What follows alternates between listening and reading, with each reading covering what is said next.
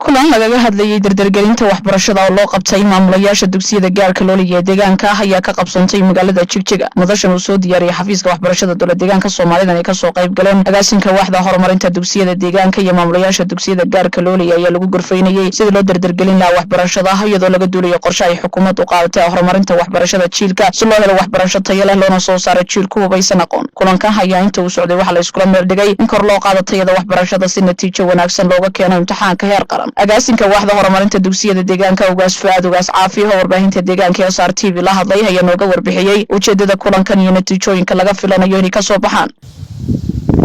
maanta waxaan kulan la sameynay dugsiyada gaarka loo leeyahay ee deegaanka Soomaalida dugsiyadan gaarka loo leeyahay ahmiyad weyn bay ugu fadhiyaan bulshadeena magaalada caasimadda ee Jigjiga 25% ardayda wax dhigato waa dugsiyada gaarka loo leeyahay bay u xaadiraan marka ahmiyad weyn inay leeyihiin xagga wad ka garan deegaan ahaanna 3% ardayda waxay noqonayaan kuwo dugsiyada gaarka loo leeyahay u xaadira tira ahaan dugsiyadaas waa dugsiyo 150 dhan deegaanka marka la dhaho intaas 90% waxay ka furan yihiin magaalada Jigjiga 10% ba meelaha kala ka furan runtii waa dad maalgashi sameeyay waa dad u baahan in la jiheeyo waa dad u baahan muxuu ahaa fikirka ay la imaadeen ee bulshadoodu inay wax ugu taraan ay rabaan in lala garab istaago wixii ay ku saxan yihiinna lagu sii dhiirigeliyo waxyaabaha kale tan sixid iyo shuruucda waxay tilmaamayso lala wadaago sanadkan wuxuu kaga duwan yahay sanadadii kale waa sanad tayada waxbarashada iyo adeega waxbarashada ay bixisay in baaba uu yahay la ogaaday markii natiijada imtixaanka fasalka 12aadka la sameeyay waa sanad bulshada qaybaheeda kala duwan laga qayb gelinaya si muxuu ahaa waxbarashada kaabayaasheeda ay u soo hagaajiyaan dugsiyada gaarka loo leeyahay waxay hayaan arday dugsiyadaas darajadooda kor haday u kacdo waxa la aaminsan natiijada inay wax iska bedelayso marka darajadooda kor inay u kacdana wixii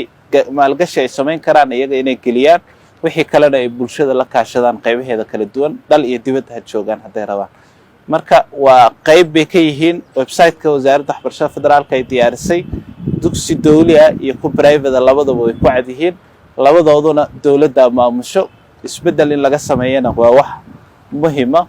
qayb bayna ka tahay kulankan hawlahan u sameynayno sanad walba kulan waa la sameynaa dugsiyada gaarka loo leeyahay laakiin sanadkan waxyaabuhu kaga duwan yahay waxa kamid ah abaabulka bulshada oo ololaha waxbarashada jiilka loogu magac daray in uu ku cusub yahay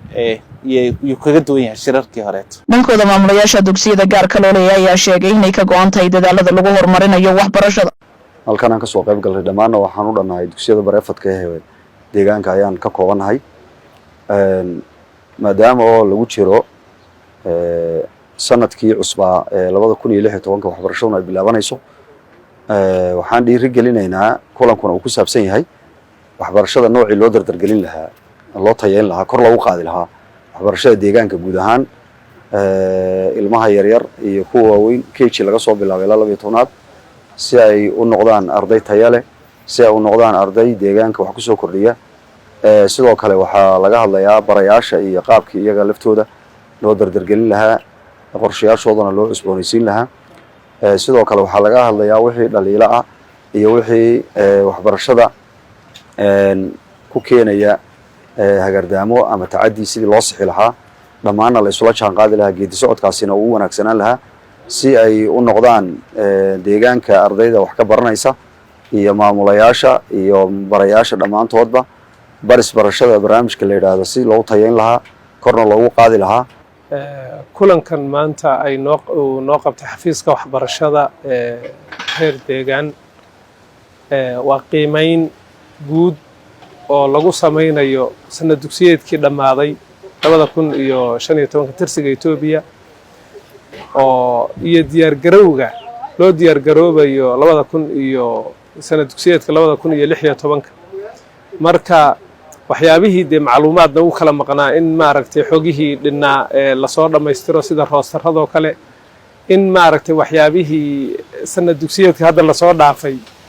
qabyada ahaa ama aan noo qabsoomin la dardargeliyo la qabto run ahaantii waan u diyaargarownay diyaargarowga waan samaynay sanadkii hadda la soo dhaafayna waxaan isleeyahay ma garanaysaa inuu noqon doono dadaalkii aan qabannay ardada khaasatan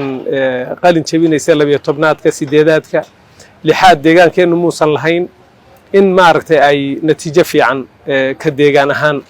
inay yeelan doonaan oo wasaaradda waxay aad ugu dadaashay u dhiirigelisay in ardada khaasatan qalin jabinaysa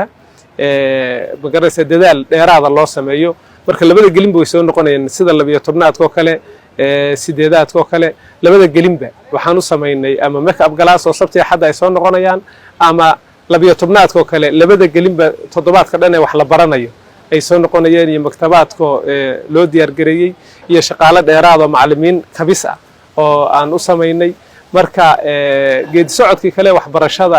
aan wadnayna isagana uu sii laban laabmay